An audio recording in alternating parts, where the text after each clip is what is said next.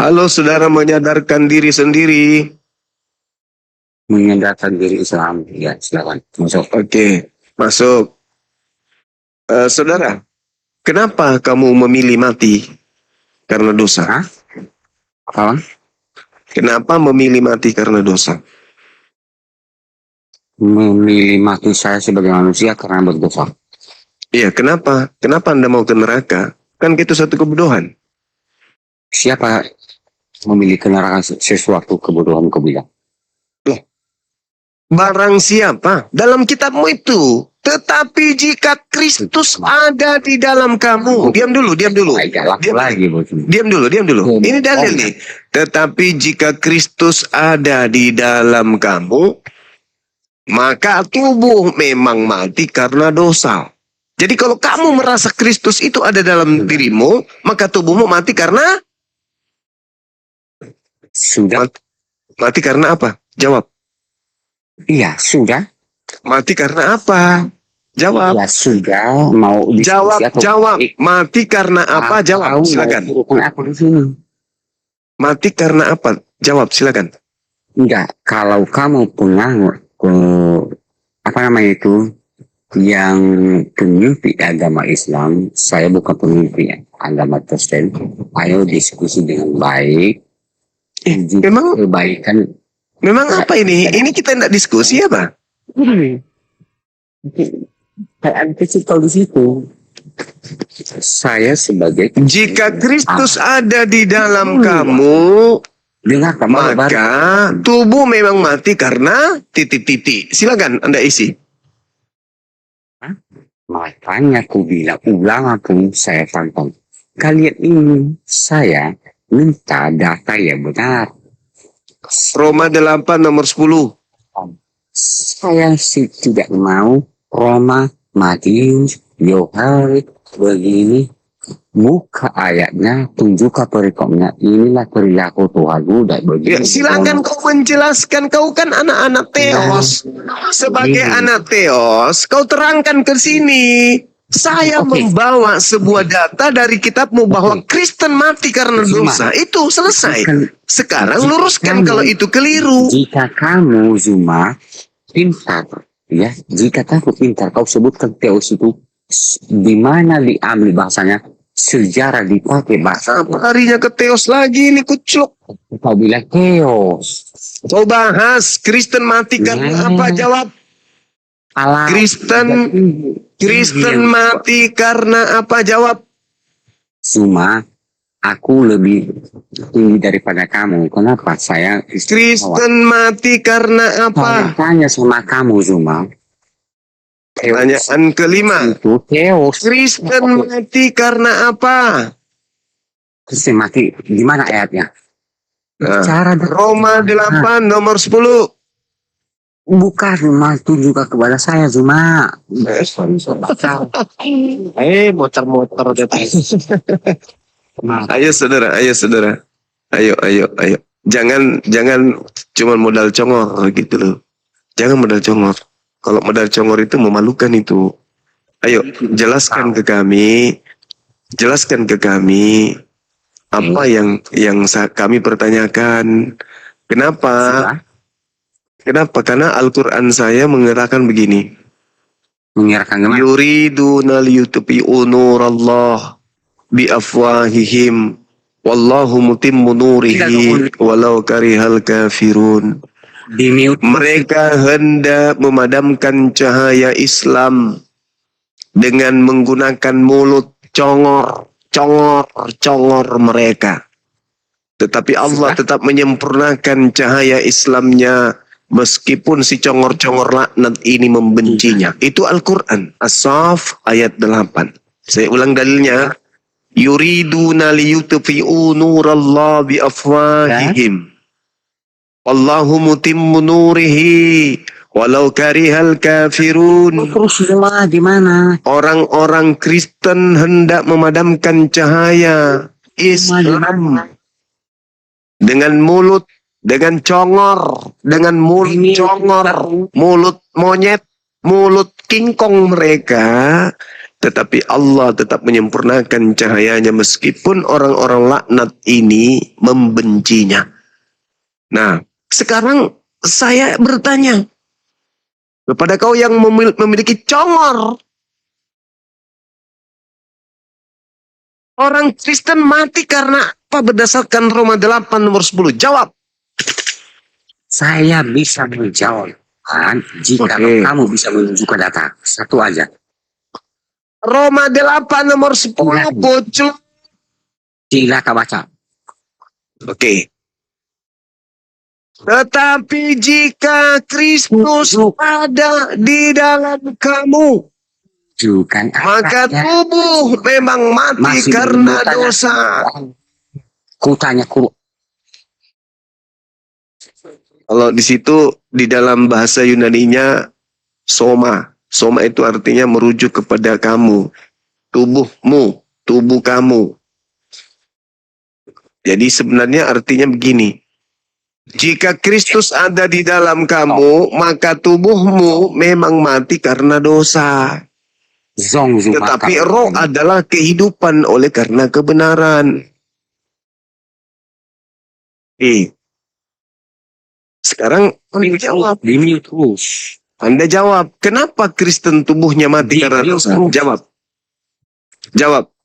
Mau ku jawab kau? Bahwa ya silakan. Sudah? Ya. Sudah? Ya. Karena Allah isinya berbohong di dalam Al-Nisa 157. Al-Quran menjelaskan yuriduna liyutfi'u nurallahi biafwahihim wallahu mutimmu nurihi walau karihal kafirun. Sekuat apapun kau menghujat Allah, menghujat Islam, menghujat baginda Rasulullah Muhammad sallallahu alaihi wasallam, Islam tetap berjaya, engkau semakin hancur agamamu. Ini saya bertanya, kenapa Kristen mati di dalam dosa? Jawab. Dari tadi bukan tidak pernah ada data. Kenapa Kristen? Roma 8 nomor 10. Jutaan dalil. Nah inilah kalau manusia lahir melalui anus begini. Ulama di dunia. Nah itu. Tuh. Nah itu. Tuh. Tuh baca. Itu baca. Baca. Perikopnya. Baca perikop. Ngapa pula kau minta periskop? Kenapa kau minta skop?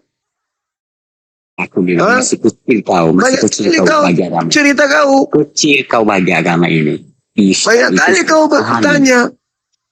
Jangan kau potong-potong kata dalilmu. Ku bacakan lengkap kalau begitu. Kalau tidak mau dipotong dalilmu, ku bacakan lengkap ya. Ku bacakan lengkap. Tetapi jikalau Kristus ada di dalam kamu, maka tubuhmu memang mati karena dosa. Tetapi roh adalah kehidupan oleh karena kebenaran. Ayo. Tubuh mati karena apa? Berdasarkan dalil ini, Kristen tubuhnya mati karena apa? Berdasarkan dalil ini. Hah? Mati karena apa? Karena dosa, Paman. Karena dosa.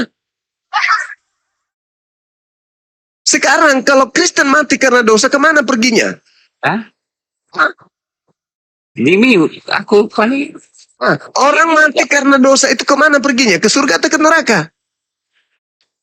Kamu tunjukkan dalilnya di mana Kristen mati. Ini dalilnya, Coach Lo. Ini nih. Kalau saya bicara sama kamu Zuma, turunkan aku jikalau tidak benar. Ini dalilnya, ini sudah nampak di sini. Manusia yang lahir dari anus. Nih. Nih dalilnya nih. Ini dalil. Ini dalilnya nih, dalil. Ulamamu sudah pernah diskusi Zuma. Selalu mengambil potongan perkataan Yesus. Ini dalilmu jelas ini Roma 8 nomor 10. Tapi mereka tidak membaca dari awal. Astagfirullahaladzim, ya Allah ya Karim. Inilah kalau kita berdiskusi dengan binatang yang berwujud manusia. Kamu juga binatang. Jasadnya manusia tapi otaknya otak kambing. Ini otak kambing. Tunjukkan. Jadi apa itu nu lihat di layar? Tiai data jawab lemak. Saling diturunkan. Bukan data ini. Yang ditunjukkan ini bukan data. Dasar kambing, dasar kambing, dasar kambing. Ini. Tetapi jikalau Kristus ada di dalam kamu, maka tubuhmu. Ya, kenapa tubuhmu? Karena di situ bahasa Yunani soma. Tubuhmu memang mati karena dosa. Tetapi roh adalah kehidupan oleh karena kebenaran. Kalau Kristus ada di dalam kamu, tubuhmu mati karena dosa. Sekarang tubuhmu itu kemana? Kalau dia mati karena dosa, tubuhmu kemana? Ke surga atau ke neraka? Anak kecil kau cuma. Dasar kambing.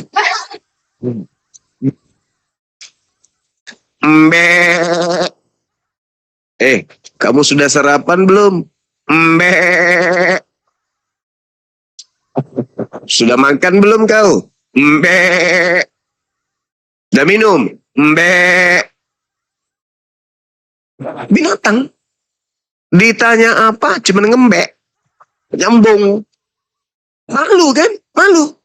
Kalau ente bertanya tentang Islam, langsung ku jawab dalilnya, Al-Qur'annya, bantahannya.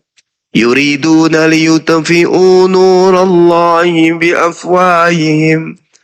Wallahu mutimmu nurihi walau karihal kafirun. Mereka orang-orang kafir hendak memadamkan cahaya agama Allah dengan congor-congor mereka, tetapi Allah tetap menyempurnakan Islam meskipun orang-orang kafir laknatullah membencinya. Dalil Quran. Gak bisa kau bantah.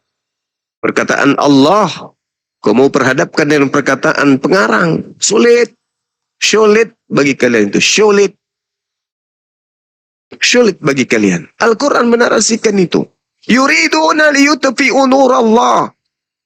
Meskipun mereka hendak memadamkan cahaya Allah, dengan congor-congor mereka, mulut-mulut mereka, ucapan-ucapan mereka, hujatan-hujatan, penistaan-penistaan mereka.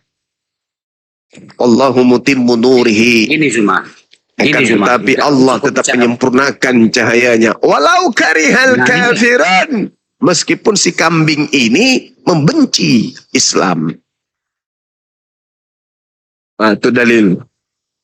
Sebagai kambing, Anda tidak suka Islam. Sebagai kambing, Anda membenci Allah. Sebagai kambing, Anda tidak suka ajaran Nabi Muhammad. Tapi endingnya kamu lihat. Wallahu mutimmu nurihi walau karihal kafirun. Islam semakin kau benci, semakin jaya. Islam semakin kau hujat, Islam semakin sempurna di mata manusia. Paham? Sedangkan agamamu, semakin kau menghujat Islam, semakin keteteran agamamu. Semakin kau menghujat Islam, semakin blong pertahanan agamamu. Kenapa? Karena umat Islam lebih pintar belajar Bible daripada kamu sendiri. Sudah? Sudah. Di mana dasarnya menghujat? Di mana dasarnya menghujat? Kamu itu, dengarkan. Kamu tadi mau mengatakan apa tentang Allah? Kamu menyinggung apa tadi dalam Al-Quran? Padahal saya membahas tentang keselamatan. Di permukaan, dengar. Di awal pembukaan data yang saya sajikan tadi, Al-Quranul Karim menjelaskan kepada kami, ya ayyuhalladzina amanu taqullah haqqa tuqatihi wa la tamutunna illa wa antum muslimun.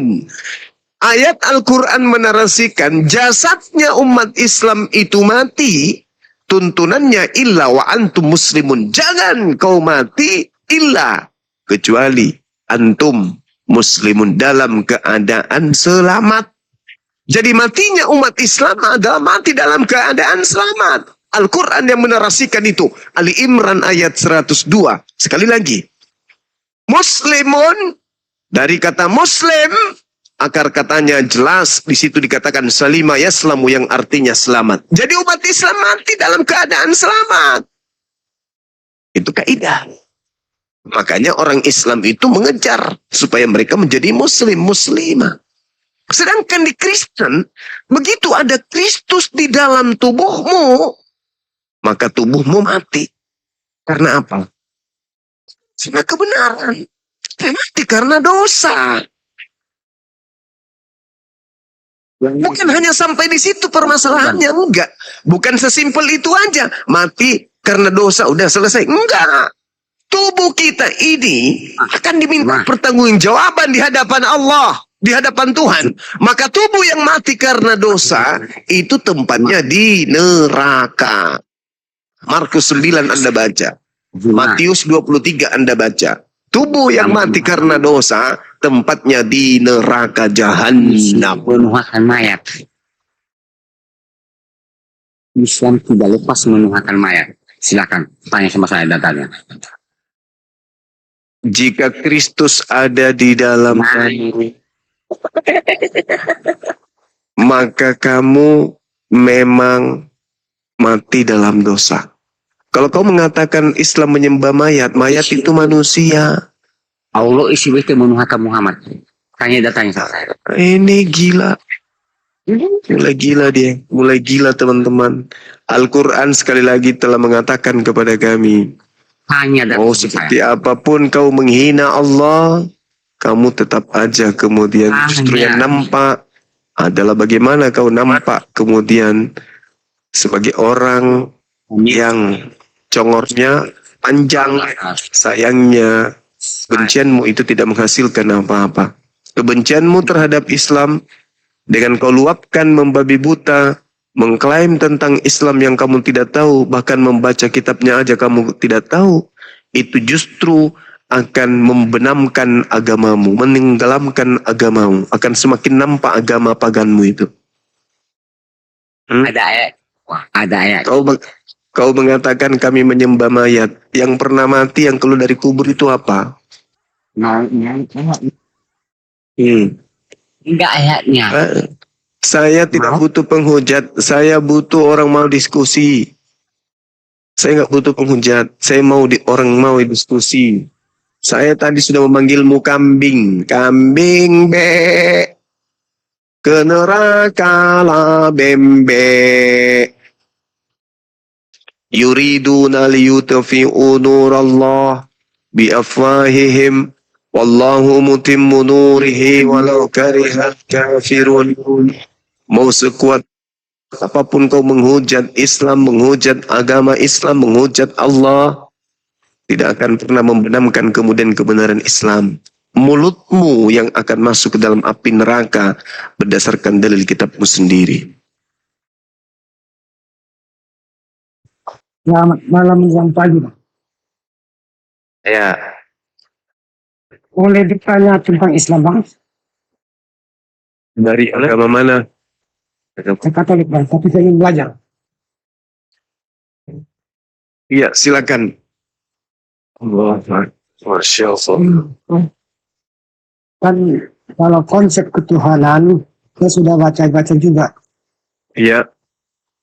Dan saya sudah menerima itu. Bahwasanya Tuhan itu satu. Yang ingin saya lakukan, seandainya saya masuk Islam, Ya. yang apa yang saya dapatkan itu? Kalau misalnya masuk Islam, Ya, yang pertama Anda akan mendapatkan warisan surga Firdaus. Yang kedua, Anda masuk ke dalam surga Firdaus bersama dengan istri, anak, cucu, dan keturunan Anda. keluarga, Bang, ya? Iya, keluarga. Itu dalam Al-Quran. Iya, Bang. Kada aflahal mu'minun. Beruntunglah orang-orang Islam ini, orang-orang beriman. Kenapa dikatakan beruntung? Ulaika, kata Allah, mereka inilah yang mewarisi. Ulaika humul warisun.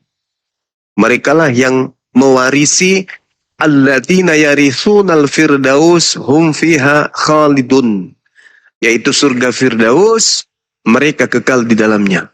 Jaminan seperti ini tuh nggak ditemukan di luar Islam. Silakan. Ya. Satu lagi Bang. Silakan. Boleh? Kan tadi ketemu dengan Ustadz Abu apa itu saya lupa. Katanya Iya. kalau ucap 2 kalimat syahadat itu harus dibimbing sampai sampai bisa. Tidak cuma ini ucapkan saja. Kalau ucapkan kan cuma bisa 2 menit. Iya. Nah, Terus? jadi kalau seandainya saya ucapkan itu bimbingannya di mana Bang? Di sini boleh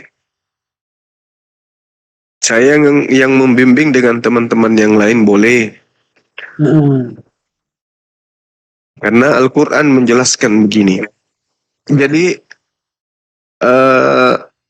orang yang mempersaksikan tiada Tuhan selain Allah itu harus dibuktikan ucapannya itu dengan perbuatan. Ya betul.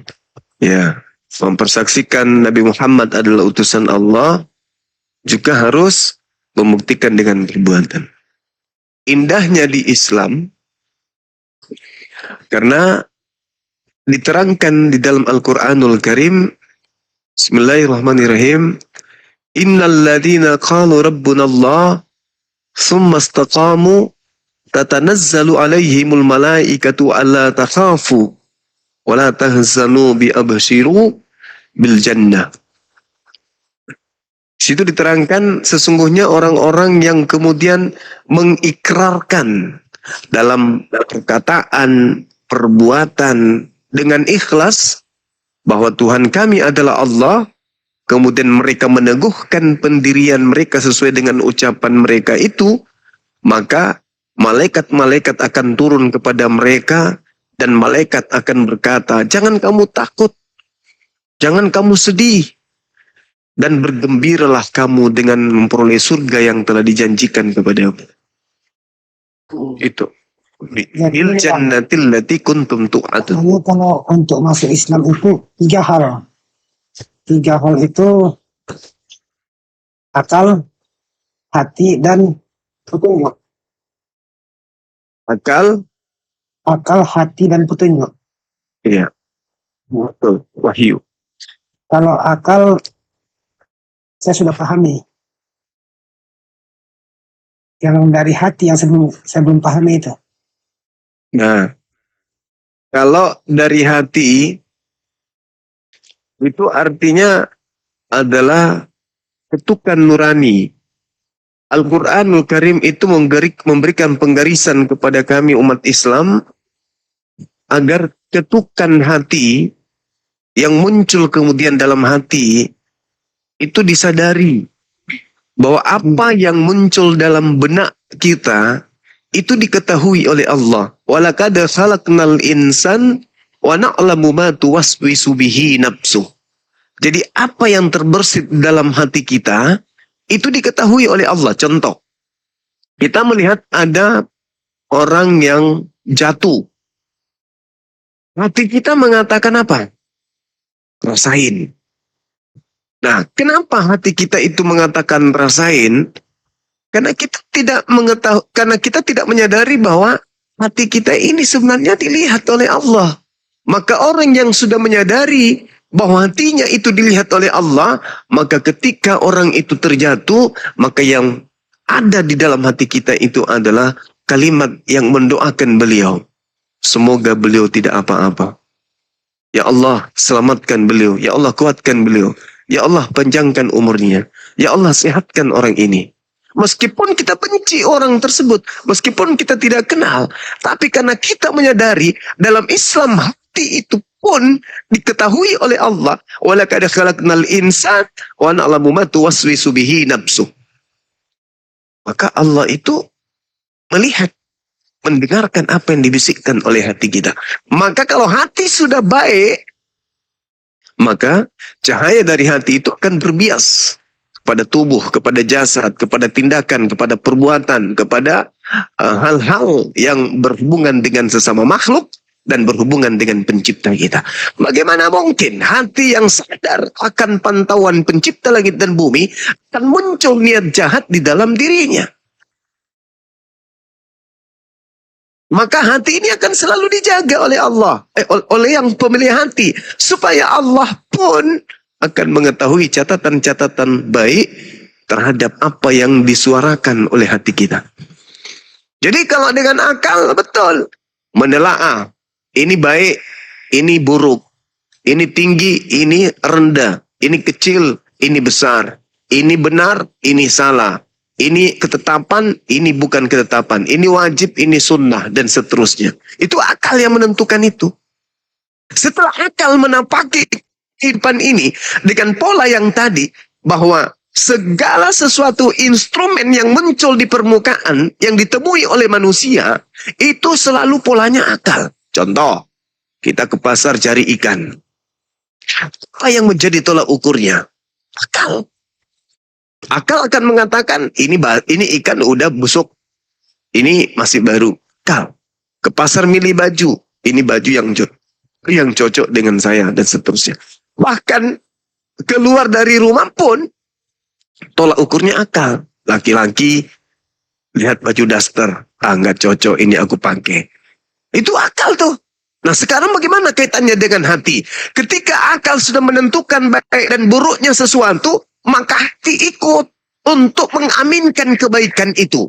Sehingga lisan orang yang baik, yang kemudian menjadi kata-kata yang menjadi olahan dari akalnya, akan dibenarkan oleh ketukan hatinya.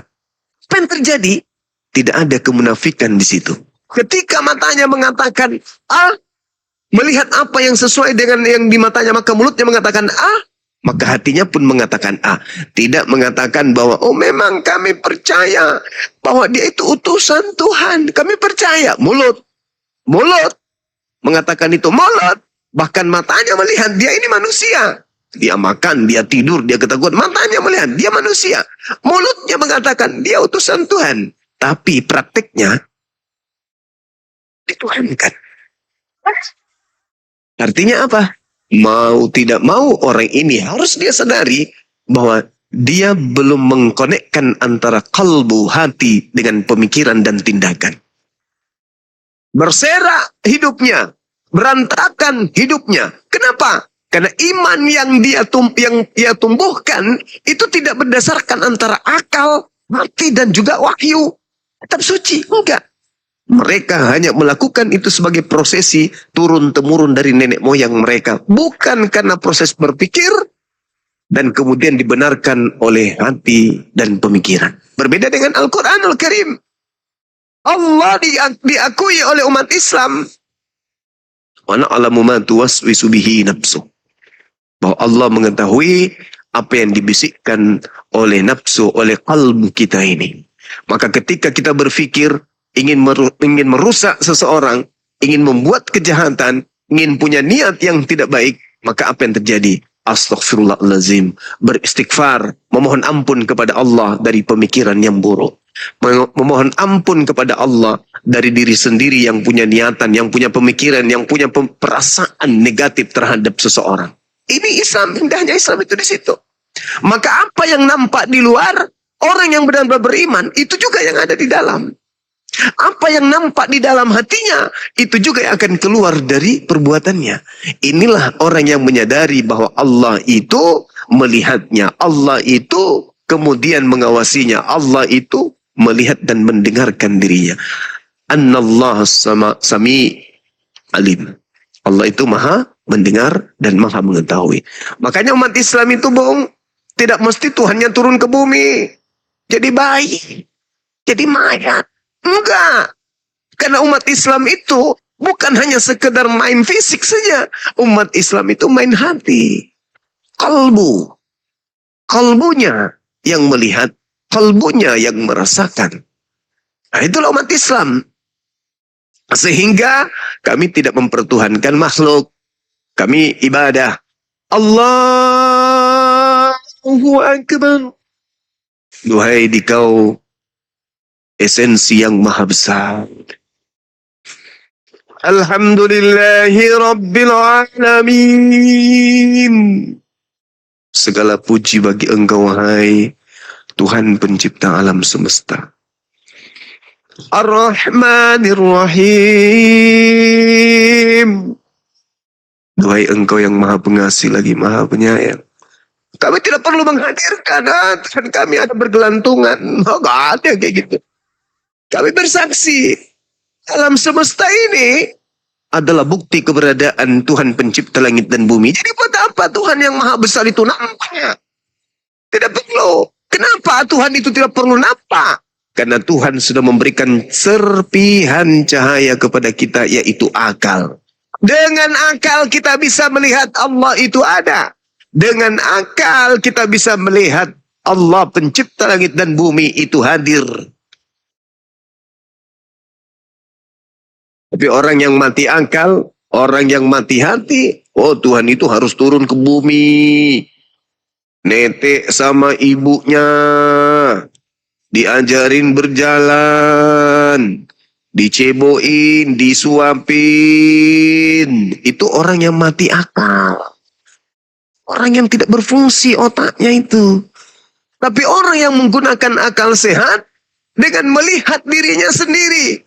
Kemarin aku ganteng. Pada saat aku SD aku lincah. Begitu aku SMP, ya aku makin ganteng, makin cakep. SMA, oh makin asik. Tapi begitu setelah selesai mata pelajaran sebagai mahasiswa, tiba masa usia 30, 35, 40, 50, sudah merasakan hal-hal yang tidak lagi nikmat seperti biasa.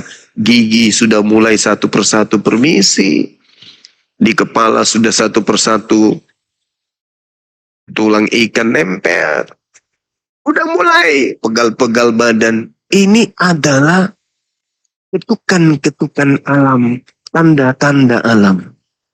Bahwa ternyata dimensi apapun yang ada pada diri kita itu adalah kelemahan. Jasad punya kelemahan, mata punya kelemahan, kuping punya kelemahan, bahkan juga punya kelemahan. Semua yang ada pada diri kita adalah dimensi kelemahan. Artinya pemikiran kita yang angkuh, sombong, bla bla bla bla bla dan seterusnya itu tak ada artinya dibandingkan hakikat pencipta yang begitu sempurna. Maka dengan kelemahan kita ini, apakah bisa melihat yang maha sempurna? Tidak bisa. Tidak bisa. Jangankan untuk melihat yang menciptakan kita yang maha sempurna. Kita dari sejak bayi dilahirkan di atas muka bumi ini, sekalipun kita tidak pernah melihat benda yang paling terdekat dengan biji mata sebagai alat melihat. Apa itu? Kelopak mata bagian dalam. Tunjukkan satu manusia di atas muka bumi ini yang mampu melihat kelopak mata bagian dalamnya. Padahal itu adalah benda yang paling terdekat dengan alat yang digunakan untuk melihat. Untuk memaknai objek. Untuk memberikan pesan terhadap materi. Tapi ternyata benda yang paling dekat dengan alat itu justru kita tidak pernah lihat seumur hidup. Lalu bagaimana mungkin kita bisa melihat yang menciptakan kita? Lalu apakah ketika kita tidak mampu melihatnya, lantas hakikatnya nggak ada? Tidak. Sebelum alam semesta dicipta, sebelum yang disebut manusia ada, apakah pencipta sudah ada? Ada. Kata siapa ada? Kan tak ada yang melihat. Nah, itu pemikiran orang-orang yang selalu mencari Tuhan dengan menggunakan biji mata. Alat yang paling ampuh untuk mengetahui warna hitam, warna putih, ini pisang, ini kucing, ini sapi, adalah mata pupil. Ini alat untuk melihat. Kita ditanya Islam. Ya paman, Tuhanmu mana? Kamu melihat Tuhan. Kamu bersaksi sesuatu yang tidak kamu lihat. Bukan itu saksi dusta. Bahlul. Kalau kau menggunakan akal dengan adanya dirimu yang bukan kebuatanmu, bukan kau yang membuatnya, tanganmu bisa bergerak, bibirmu bisa mengeluarkan suara, gigimu kemudian ada tertancap di antara daging yang ada di dalam lidah gigi besimu. Kamu sudah tahu bahwa Tuhan itu ada. Jantungmu tetap bukan kamu yang membuatnya berdetak. Hidungmu secara spontan mengeluarkan oksigen. Bukan kamu yang memerintahkan. Tarik, keluarkan, tarik, keluarkan, tarik, keluarkan, tarik, keluarkan. Bukan. Tetapi ada kekuatan yang bergerak sendiri tanpa kamu sadari. Lalu kau ingin sombong. Kau ingin angkuh. Kau ingin kufur kepada yang telah mengadakan itu semua terhadap dirimu. Makanya orang-orang seperti ini disebut kufur. Apa kufur itu? Menutup diri kepada yang telah menciptakannya dengan menyembah kepada sesamanya ciptaan. Na'udzubillah, summa na'udzubillah. Agama yang paling rasional, dan memang hanya agama Islam yang rasional, yaitu Islam. Islam. Islam tak ada Tuhannya. Tolak ukurnya apa? Karena nggak terlihat. Kalau begitu akalmu tak ada. Kenapa bisa? Karena akalmu tak terlihat. Islam rasional. Makanya konsep pemahaman dan penanaman logika sehat terhadap Islam tentang konsep Tuhan itu menangnya nggak bisa terukur. Qul huwallahu ahad. Karena wahai umat Islam, Tuhan itu ada, ahad, tunggal, absolut. Entitas tunggal, absolut. Yang kemudian tidak bisa terbilang, tidak bisa terbagi. Jadi Tuhan itu, apa itu ahad? Ahad itu satu. Satu bukan angka. Satu pada hakikatnya. Satu pada keadaannya. Dua, tiga, tak bisa berbagi, tak bisa dibagi-bagi, tak bisa dipotong-potong, tak bisa. Itulah pencipta langit dan bumi yang absolut kebenarannya. Kenapa bisa demikian? Kalau seperti pola yang ada, seperti saudara saya yang dari Katolik, ada 3 pribadi. Kalau ada 3 pribadi, berarti ada 3 kehendak. Kalau 3 kehendak, berarti ada masa di mana 3 kehendak ini berbeda. Yang satu ingin matahari terbit dari barat. Yang satu ingin dari timur. Yang satunya ingin dari selatan. Maka ribut. Tuhan harus musyawarah dulu. Maka para Tuhan dan para pejabat-pejabat di surga mengadakan rapat selama 3 jam lebih, diharapkan kepada seluruh makhluk untuk beristirahat. Untuk menentukan kapan hari kiamat, maka sidang Tuhan akan dimulai tahun berikutnya kepada makhluk-makhluk agar melaksanakan fungsinya masing-masing. Tuhan akan rapat menentukan detik-detik kapan kiamat terjadi. Yang satu mengatakan, jangan dulu dong. Tuhan yang satu mengatakan, udah, sekarang saja. Akhirnya apa yang terjadi? Perang antara Tuhan satu dengan Tuhan yang lain. Ini mah konsep dewa. Tuhan itu ahad, tunggal, absolut. Ada kemudian Tuhan di sisinya, di sampingnya, di kiri, kanan, belakang, atas, bawahnya nggak ada. Cuman sendiri Tuhan. Tak ada yang bisa kemudian menyeterai. Ini konsep. Qul huwallahu ahad. Allahus samad. Semua langit bumi beserta apa yang ada di antara keduanya hanya bergantung kepada hakikat yang satu ini. Hanya kepadanya segala-galanya bergantung. Sehingga orang kafir kah dia, orang muslim kah dia, semuanya tergantung kepada hakikat yang satu. Makanya ketika orang-orang mengatakan bahwasanya kenapa Tuhanmu tidak memberikan kutukan kepada aku sementara aku tidak menyembahnya. Bukan begitu polanya. Tuhan yang benar itu wajib maha pengasih. Wajib. Apa kandungan makna maha pengasih itu? Mau dia kafir, mau dia pendosa, mau dia tukang maksiat, mau dia tukang membonbon, memperkaos, atau hidupnya penuh dengan kemaksiatan, Tuhan yang Maha Pengasih tetap saja akan memberikan kelayakan hidup terhadapnya sebagaimana dia adalah ciptaannya juga. Kau ciptaanku, aku yang membuatmu. Dalam aturanku, manusia butuh oksigen, manusia butuh makan. Sejahat apapun engkau, aku mencukupi apa yang kau butuhkan. Kau menyembah kepada ciptaanku. Kau menyembah kepada makhluk yang aku buat dengan kekuasaanku. Aku tetap saja mencukupi kebutuhanmu.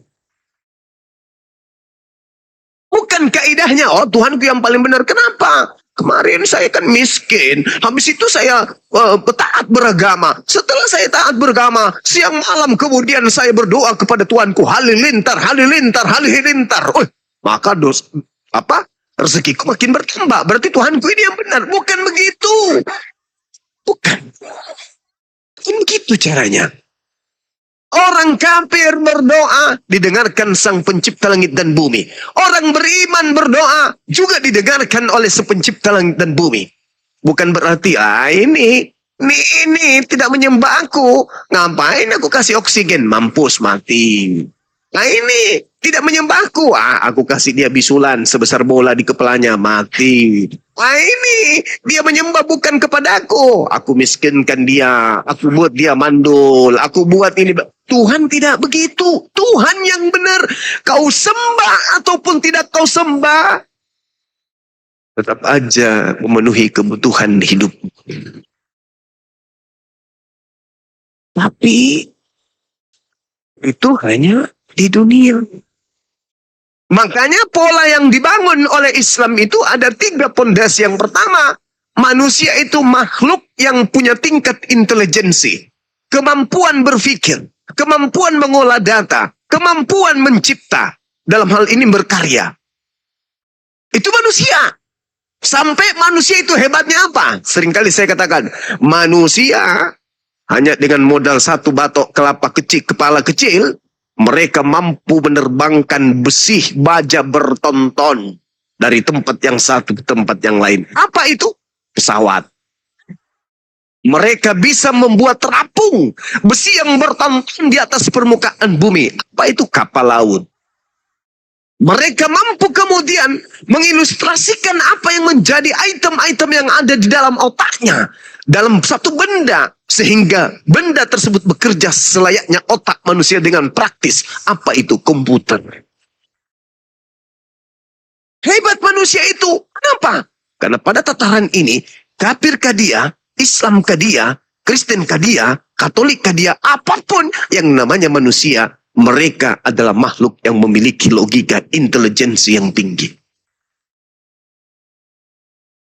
Yang kedua, mereka memiliki kehendak free will. Nah, di sini terkadang kita jatuh. Di sini terkadang kita jatuh. Setelah kita diberi akal oleh Pencipta langit dan bumi, selanjutnya kita memiliki kehendak bebas. Kita boleh menjadi kafir, boleh. Kita menjadi mukmin, boleh. Tak ada yang melarang. Hari ini kalau Anda ingin masuk ke gereja, boleh. Besok masuk ke masjid, boleh. Siapa yang melarang? Bebas. Karena kita manusia diberi kehendak bebas. Free will. Dikasih nasi, boleh terima, boleh nggak terima. Dikasih ikan, boleh terima, boleh nggak terima. Kambing ada nggak pilihan makanannya? Dikasih rumput, apa kata kambingnya? Malas rumput mulu. Besok aku mau makan es krim Datang ayam juga. Masa makan benih terus sih tiap hari? Besok aku mau makan sop saudara dengan coto Makassar Terus yang satunya lagi, lu ayam, apa? Cerewet kali kau jantan. Kamu dari sejak dientaskan sampai hari ini, kamu kok bulumu merah terus? Besok ganti kuning dong. Kan sekarang yang merdeka di Indonesia ini partai yang lambangnya warna kuning. Ganti bulu yuk. Lah kamu juga, kok tiap malam kau tidur di kandang? Sekali-sekali kau tidur di sofa. Tidak ada pilihan. Berbeda dengan kita manusia. Berbeda. Jadi akal, intelijensi, logika, kemampuan berpikir, lalu diikuti kemudian oleh kehendak bebas. Mau makan babi, silakan. Mau tidak makan babi, juga silakan. Potensi itu ada. Silakan. Anda mau makan asbak rokok, boleh. Anda mau telan kulkas, bisa. Mau gulung aspal, habis itu dibakar, dimakan, boleh. Kenapa tidak? Manusia bisa. Maksudnya makan kulkas, mertua lagi pulang kampung, kulkasnya dijual. Hasilnya beli makan. Makan rokok, sama. Begitu juga aspal, sama. Bikin jalan, suruh pemerintah, korupsi sikit. Sama. Manusia itu makhluk yang hebat. Yang terakhir, setelah kemudian manusia itu punya tingkat pemikiran, kemudian mereka punya kehendak bebas. Yang terakhir, manusia itu diuji, dicoba.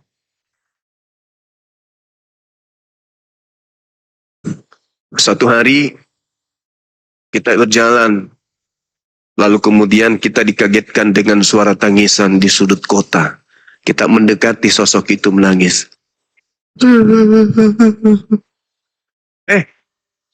Kenapa kau menangis, kambing? Aku menangis, Bang. Kenapa? Aku sedih. Kenapa kau sedih? Istriku meninggal dunia. Sekarang aku menduda. Anda nggak pernah menemukan seekor kambing kayak gitu? Nggak ada. Ada seekor sapi ngamuk. Tolong. Ini tidak adil. Ini tidak adil. Kenapa pula kau sapi teriak itu? Kenapa? Nggak adil. Kenapa? Aku dukung calon lurah yang satu, tapi yang lolos kok lurah yang itu. Pernah temukan begitu? Nggak pernah. Kenapa? Tataran hewan itu tidak diuji. Weh, di dalam gereja kok udah penuh sapi. Di masjid udah punya penuh kucing sholat. Kenapa kucing-kucing itu masuk di masjid sholat? Mereka jadi mu'alaf, Bang. Tinggalkan agama lama. Mereka di agama lama itu cuma disuruh joget-joget doang. Di sini dia bisa sujud bersikir. Bisa kayak gitu? Ya bisa. Kenapa? Karena kucing sampai binatang nggak diuji. Maka sejatinya kita manusia ini harus malu. Mengalami kodrat demikian, malu kita. Kalau kita hidup tanpa menggunakan akal. Kalau kita hidup tanpa memilih menentukan pilihan dengan akal. Kalau kita hidup tanpa kuat menghadapi ujian. Malu sama binatang. Kata binatang, Bahlul. Apa sih lu? Cerit kali. Lu yang bodoh, kata binatang. Lu dikasih otak. Tapi yang kau sembah mantan mayat. Bahlul. Sebinatang-binatangnya kami tidak pernah menyembah sesama kami binatang. Kata orang yang berpikir, benar juga nih kata si monyet. Ternyata monyet lebih pintar dari mereka. Kata binatangnya lagi, lol. Kenapa sih lu masih hidup? Kapan sih lu mau mati? Kenapa sih lu? Sekali, iya dong. Lu dikasih otak. Lu dikasih pilihan. Tapi gimana otak kau? Kasih pilihan kebenaran. Absolut. Tuhan itu satu. Pilih yang 5. Saya aja monyet. Enggak nyembah kepada yang punya kelemahan. Gimana coba? Siapa yang mau menghidupi saya sebagai monyet? Kalau sekiranya Tuhan lagi tidur. Ayo. Tuhanmu lagi sakit gigi, kena diare. Dia makan jambu biji. Jambu bijinya dimakan 1 kilo. Susah, kena sebelet. Tuhanmu masuk rumah sakit. Siapa yang mengurus alam semesta ini? Mikir, kata monyet. Lu dikasih pilihan. Tapi lu nggak sadar. Hah? Lu manusia dikasih akal. Setelah dihadapkan dengan pilihan, lu pilih yang tidak masuk akal. Lu jadi monyet aja deh. Gantian dengan aku yang jadi kau yang jadi monyet. Mau nggak? Daripada lu gaya-gayaan lu. Dikasih otak, tapi yang lu sembah sesama lu makhluk. Benar-benar lah kau, kata monyet. Monyet aja mampu seperti itu. Nah, sekarang kalau manusia dikasih ujian, maka tolak ukurnya kembali kepada konsep free will tadi. Kembali muaranya kepada yang akal tadi. Tapi kalau binatang nggak dikasih ujian, ya emang. Berarti ketika derajat kita dalam bentuk fi aksani takwim, dalam bentuk yang sempurna, tentu pencipta kita menginginkan kehidupan kita dalam keadaan sempurna. Kalau hewan dituntut sempurna sesuai dengan kadarnya, maka manusia dituntut sempurna oleh kadarnya. Makanya manusia yang tidak sempurna dengan keadaannya, padahal dia dicipta dalam bentuk sempurna, Al-Quran mengatakan, ulaika hum syarrul bariyah.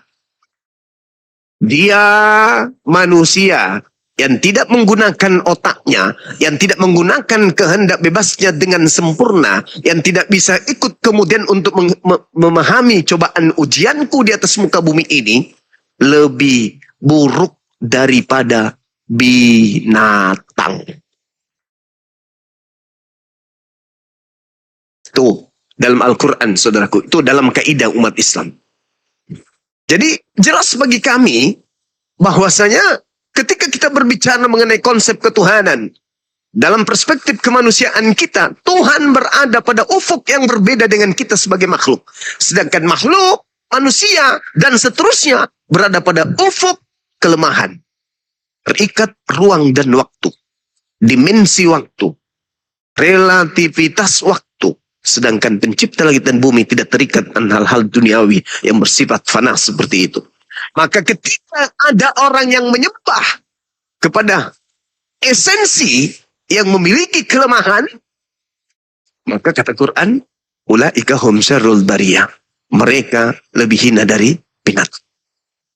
Lebih hina. Seburuk-buruknya makhluk adalah mereka. Saya kira begitu, saudara. Mudah-mudahan apa yang saya sampaikan ini bisa menguatkan akidah saya sendiri sebagai seorang muslim, dan juga menguatkan akidah anak-anak saya sebagai muslim, sekaligus sebagai bahan renungan untuk saudara saya yang non-muslim. Demikian, saya kembalikan kepada moderator. Silakan. Jadi Bang, intinya kan yang kata abang tadi, akal yang digunakan gitu kan. Iya, Nah ini Bang, boleh tanya lagi Bang. silakan. Ini soal di Alkitab ya. Ulangan 18 ayat 18 dan 19. Terus Oke. Yohanes 16 ayat 7 sampai 13. Itu merujuk kepada siapa Bang? Soalnya kalau kepada Rasul Paulus gagal. Oke, baik. Ya. Di dalam beberapa metode penafsiran yang digunakan oleh orang-orang Yahudi, ada yang disebut midras, ada yang disebut peser. Ini juga dipakai oleh bapak-bapak gereja awal mula, gereja mula-mula. Nah, kalau kita mengkaji data ulangan menggunakan pendekatan historis gramatikal, terkadang dari kami umat Islam dan juga dari saudara non-muslim itu menggunakan pendekatan ini, pendekatan historis gramatikal ini dengan kaku. Kenapa? Seakan-akan bahwasanya ketika Al-Quran bercerita tentang Nabi Muhammad, uraiannya dengan ulangan 18 ini, itu seakan-akan Al-Quran pada saat dituliskan, pada saat itu juga kitab yang ada di antara orang-orang Kristen ini, itu Torah yang dimaksud oleh Al-Quran. Itu Injil yang dimaksud oleh Al-Quran. Inilah metode penafsiran yang keliru. Akan tetapi, anehnya, Anehnya, mereka menggunakan metode itu untuk merujuk kepada tokoh-tokoh mereka. Sehingga apa yang sering kita dengarkan, itu kan sudah dinubuatkan, meskipun tidak cocok. Itu kan sudah direncanakan sama Tuhan, meskipun tidak pas. Wah, betul. Tapi, iya sabar. Tapi giliran sesuatu yang pas, Iblis merencanakan pembunuhan melalui Yudas. Oh, dia mengatakan itu nggak pas. Udah pas. Nggak pas. Sudah pas. Nggak pas, Bang. Jadi metode yang digunakan harusnya ini, saudaraku Jackson, harusnya yang digunakan itu adalah metode Midras atau metode Peser. Apa metode Midras itu? Menggunakan teks yang ada di dalam kitab-kitab kuno terdahulu, dengan meninggalkan historis. Itu yang betul. Kenapa demikian? Karena tak ada tokoh yang cocok dengan dalil tadi.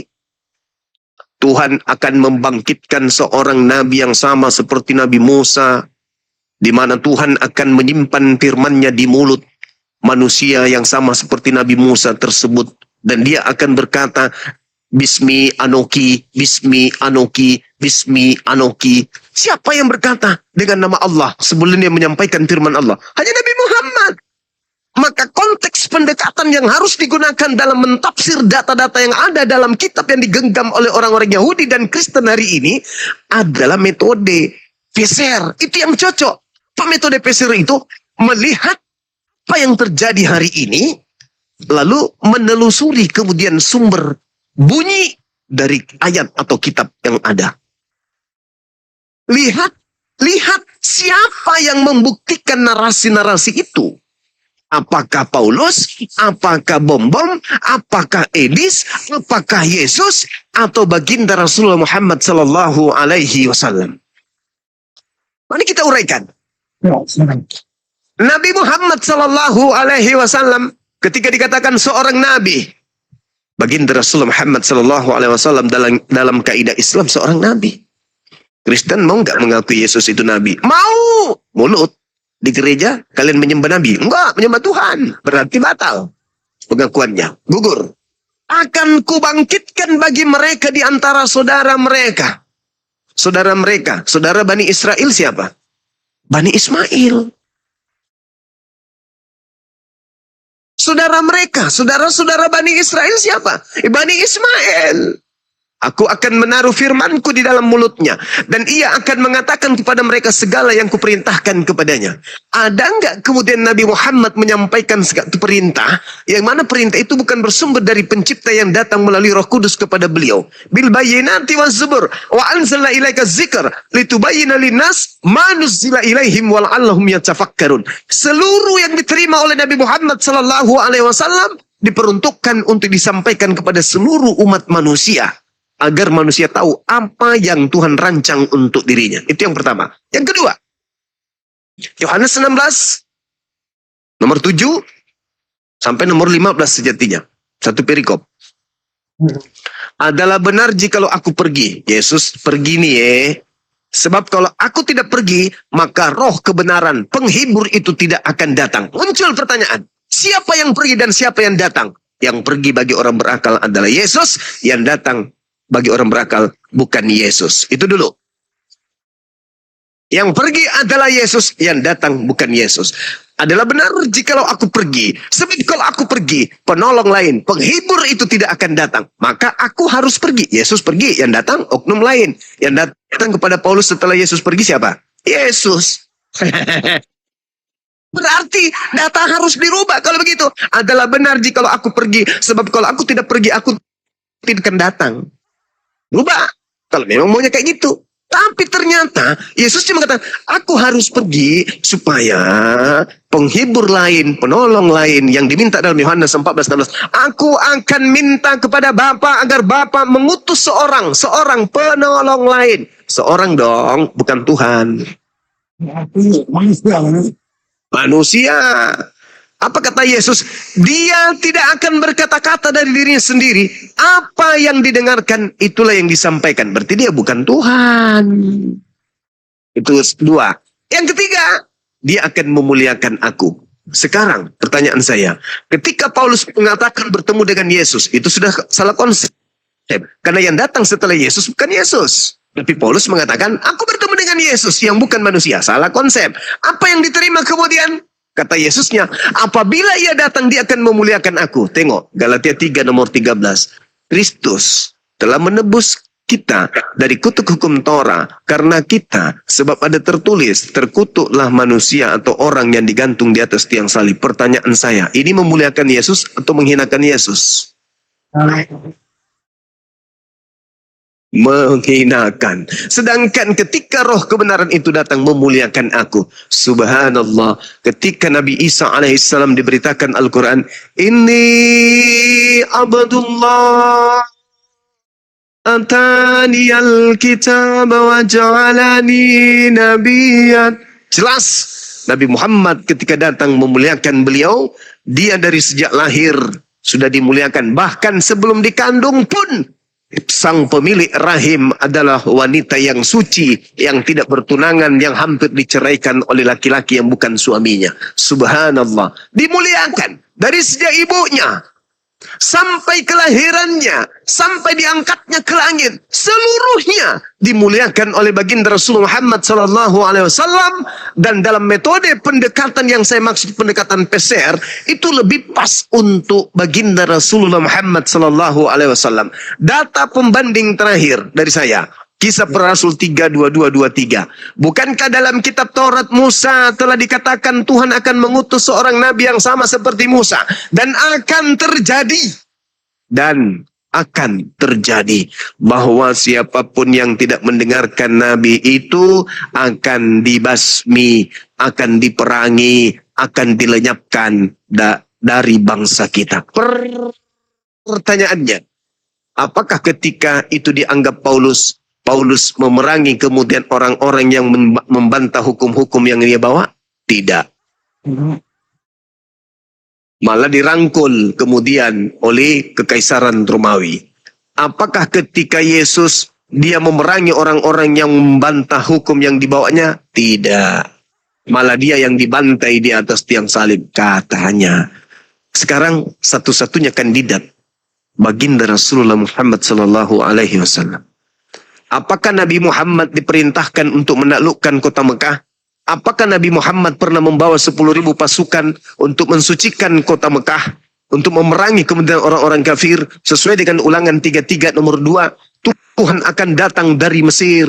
Lalu terbit di Zair. Lalu berakhir di mana? Gurun Faran. Faran itu Mekah. Zair itu tempatnya Yesus. Kemudian Zair itu, Mesir itu sendiri adalah tempatnya Nabi Musa. Sinai, tempatnya Nabi Musa. Tuhan dari Sinai, kemudian ke Zair, kemudian ke Faran. 3 tempat. Nabi Musa, Yesus, dan juga Nabi Muhammad SAW. Subhanallah. Siapa yang kemudian datang ke Gurun Faran? Nabi Muhammad datang dari Madinah, masuk ke Mekah. Membawa 10.000 orang-orang yang sudah bersunat, orang-orang suci. Untuk menaklukkan kota Mekah. Dikenal dengan Fathul Makkah. Subhanallah. Lalu yang terakhir di dalam Yesaya 29 nomor 12, apabila kitab termaterai itu diberikan kepada orang yang tidak sanggup membaca alias ummi, apa katanya? Aku tidak bisa membaca. Ikra. Aku tidak bisa membaca. Ikra. Aku tidak bisa membaca. Oke. Mungkin bukan Nabi Muhammad, mungkin bukan nabinya umat Islam, mungkin bukan Rasulullah Muhammad SAW. Tapi kalau beliau bukan dia, lalu siapa? Paulus ahli kitab, penulis Bible ahli kitab, bukan orang yang buta huruf. Tertulis Muhammad. Subhanallah. Itu juga ada dalam Kidung Agung 5 nomor berapa itu? Nomor 16 kalau nggak salah. Mahmed artinya pujian. Ya. Pujian, pintumu akan tertulis pujian. Dindingmu, tembok-tembokmu akan tertulis selamat. Berarti di situ Islam dan Nabi Muhammad. Dan itu nubuatannya ada tertulis di dalam Yesaya 60 nomor 15 nomor 18. Subhanallah. Subhanallah, subhanallah. Bagaimana kemudian dinding-dinding kotamu, gerbang-gerbangmu akan tertulis shalom, salam, Islam. Dan orang akan memuji dengan pujian itu Muhammad. Subhanallah.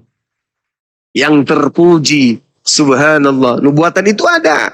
Nubuatan Yesaya 60, 62 dan seterusnya. La ilaha illallah Muhammad Rasulullah. Saya kira begitu, Bung. Cerudut Indonesia. Iya. Kan katanya Tuhan yang punya hati. Dan satu Ya. kalau kita mengucapkan bersaksi, itu ada 5 kategori, Bang. Itu betul, Bang. Bersaksi ada 5 kategori, maksudnya gimana ini? Bersaksi kan tidak perlu kita melihat. Itu di dalam hati katanya. Iya. Memang betul. Yang diuraikan di awal tadi itu. Iya. Bahwa kita bersaksi, jasad bersaksi, pemikiran bersaksi, hati bersaksi, jasad bersaksi. Tiada Tuhan selain Allah. Beriman kepada Allah, beriman kepada para malaikat, dan seterusnya. Itu iman. Kesaksian kita itu iman. Kepercayaan itu masih tataran di bawah. Percaya, habis itu yakin, di atas yakin, itu disebut iman.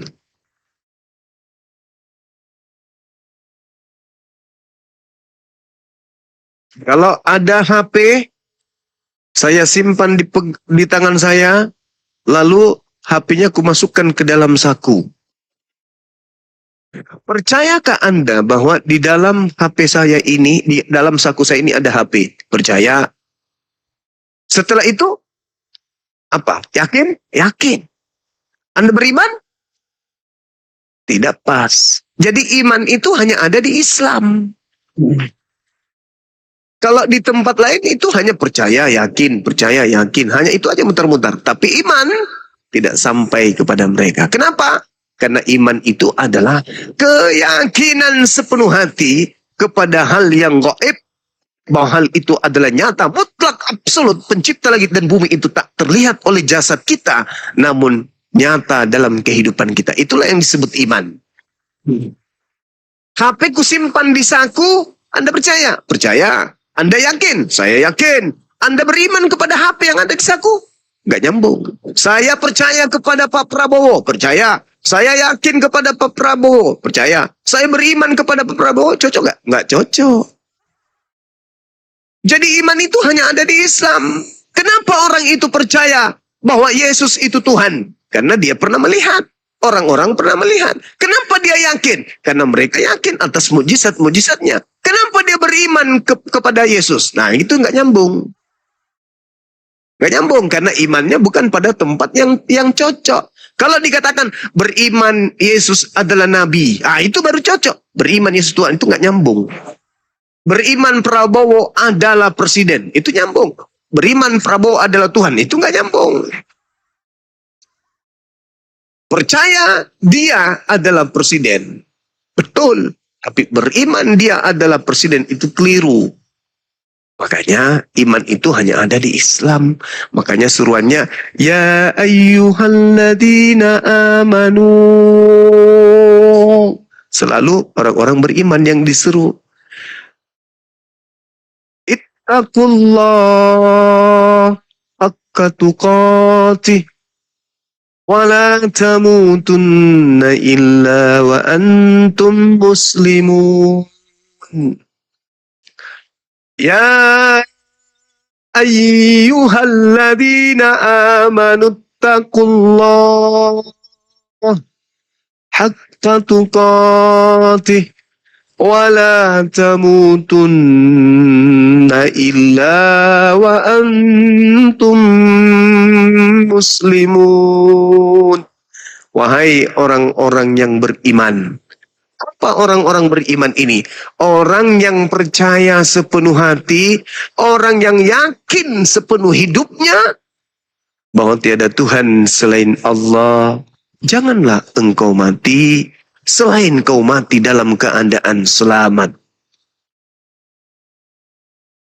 Ini Quran. Tapi kalau di tempat abang ini, Roma 8:10, jikalau Kristus ada di dalam kamu, maka tubuh memang mati karena dosa. Na'udzubillahi min dzalik. Orang di seberang mati karena dosa, umat Islam mati karena selamat. Illa wa antum muslimun wala tamutunna ya ayyuhalladzina amanu.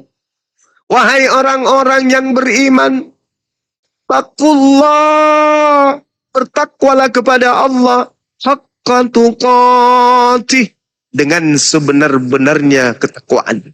Wala tamutunna illa, dan janganlah engkau mati kecuali wa antum muslimun, kamu dalam keadaan selamat. Apa keadaan selamat itu? La ilaha illallah Muhammad Rasulullah. Maka dakhalal jannah, surga. Karena matinya mati selamat. Tapi kalau yang di sebelah, sekali lagi, jika Kristus ada di dalam kamu, maka kamu mati di dalam dosa. Mati karena dosa. Mati loh, mati. Mati karena apa? Mati karena dosa. Tetapi jika Kristus ada di dalam kamu, tubuh memang mati karena dosa, tetapi roh adalah kehidupan oleh karena kebenaran. Ya memang betul. Apakah rohnya umat Islam mati? Enggak. Semua roh manusia tidak mengalami mati. Yang mati tubuh. Bedanya, rohnya Islam, rohnya Kristen sama-sama hidup. Jasadnya Kristen, jasadnya Islam sama-sama mati. Bedanya cuma ada satu titik. Jasadnya umat Islam mati karena selamat, jasadnya Oten mati karena dosa. Ngeri itu, ngeri.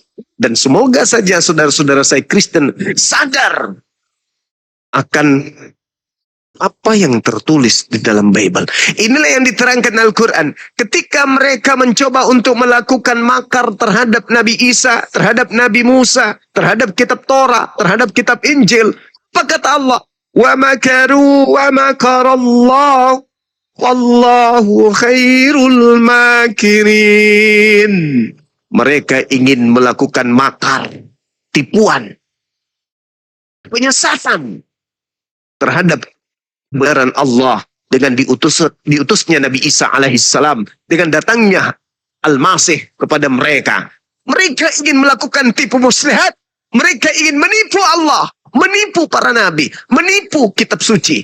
Akan tetapi kata Allah, aku membalas tipuan mereka. Sebab aku Tuhan pencipta langit dan bumi adalah sebaik-baiknya pembalas kejahatan. Mereka ingin buat makar, tapi ternyata tangannya sendiri yang menorehkan. Jika Kristus ada di dalam kamu, maka tubuh memang mati karena dosa. Harusnya kalau tidak ada kemudian makar yang mereka buat, harusnya ketika Tuhan tidak ikut campur tangan akan kebenaran Allah Subhanahu wa taala dalam hal ini, harusnya mereka menuliskan yang lurus-lurus saja sesuai dengan misi. Apa itu? Jika Kristus ada di dalam kamu, maka tubuhmu mati karena berkat. Itu baru. Maka tubuhmu mati karena keselamatan. Nah, tubuhmu mati karena ingin diselamatkan. Oh, salah kalau begitu. Karena tidak sesuai dengan yang tertulis. Yang ada tertulis seperti itu di Islam. Illa wa antum muslimun. Kecuali kamu dalam keadaan selamat. Tuh, kata Islam tuh. Indahnya di Islam. Mati selamat.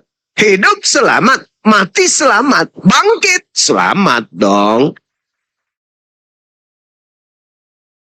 Seperti itu. Apa pula ini si Cecep? Karena tubuhmu mati diseruduk kebo. Mana ada kayak gitu, ada-ada aja. Oke saudara, saya kira seperti itu. Kita kembalikan kepada hostnya atau moderator. Masya Allah. Ya, Bang. Iya. Terima kasih Bang ya. Sama-sama. Pelajaran malam ini. Amin. Lain kali naik lagi boleh kan? Boleh. Silakan aja. Kami siap selama saudara Kristen kami tidak menghujat, tidak kesurupan, kami akan menjawab semua pertanyaannya. Silakan. Yang kesurupan itu kalau akal tidak dipakai. Ya, betul. Karena Betul itu. logika kalau kita berbuat baik pasti orang membalas kebaikan. Masya Allah. Iya. Betul. Jadi kalau ingin bertanya ya tanyakan ya yang kita tidak tahu. Masya Allah. Oke. Silakan. Silakan. Terima kasih saudara. Terima kasih.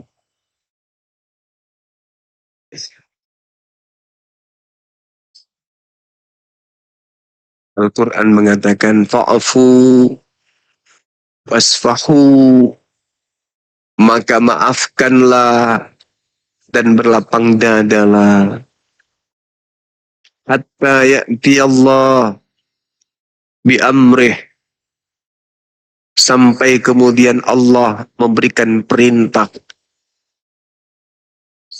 Innallaha, sungguh. Jadi di situ Allah di ayat Al-Quran surah Al-Baqarah ayat 109. Innallaha, sungguh Allah, ala kulli, atasnya segala syai' qadir. Atasnya segala sesuatu, artinya Allah itu maha kuasa, kulli. Segala kuasa yang maha kuat. Allah itu maha kuat, maha kuasa. Pokoknya tidak ada kelemahan padanya. Inilah yang Allah gambarkan dalam Al-Quran. Jadi ketika orang-orang kafir memiliki kedengkian, kebencian kepada kita umat Islam, mengajak kita kemudian kepada kekufuran,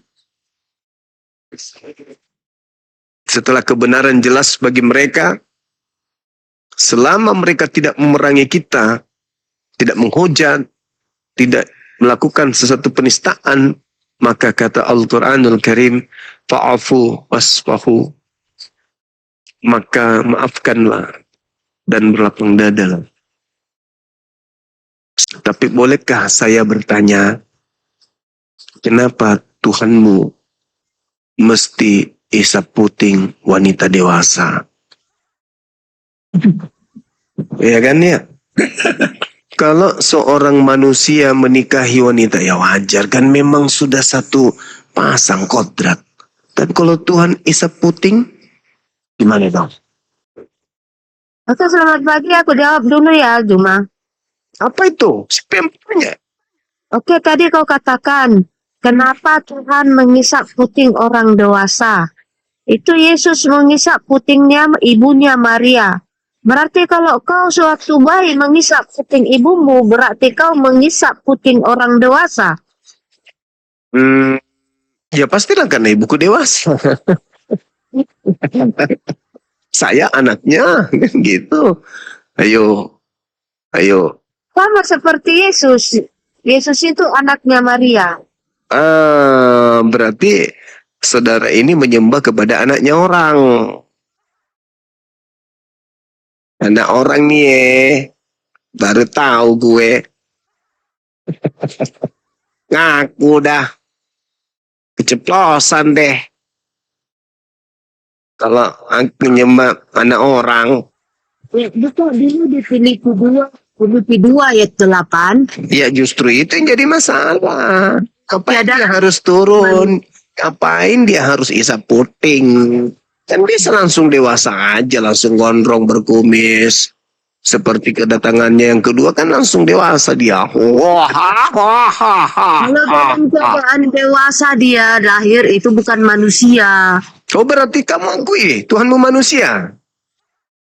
Yesus. Manusia? Yesus manusia.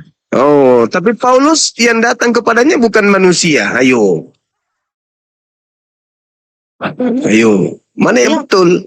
Ya, karena sewaktu menjumpai Paulus, Nah, Tuhan itu sudah tidak berwujud manusia lagi, sudah naik ke surga. oh kata siapa? Yang tidak berwujud manusia itu bukan Yesus.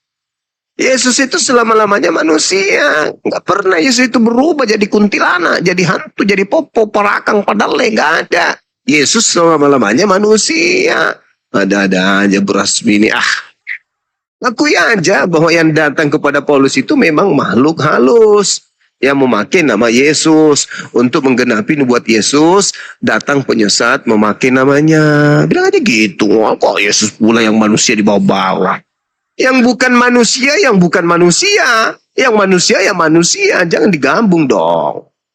Makanya orang Kristen itu disebutkan di dalam Roma 8:10, barang siapa ada Kristus di dalam dirinya, maka tubuhnya mati karena dosa.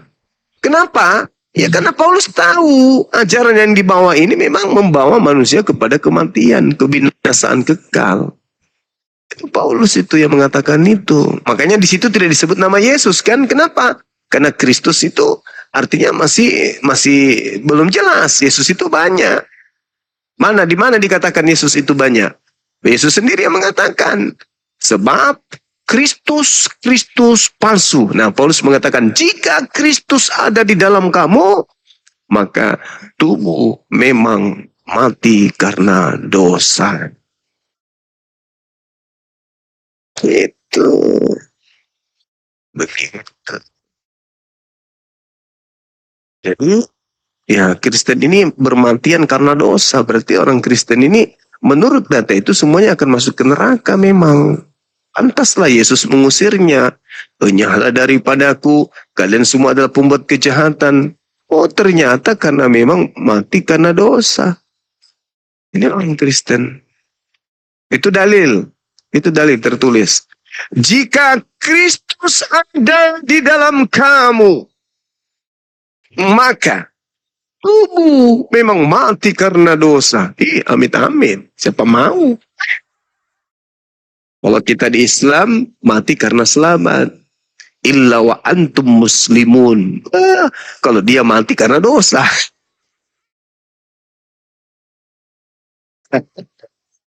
Bu Rasmi. Ya, Tubuh mati karena dosa. dosa, tempatnya surga atau di neraka? Gimana? Paman. Ya.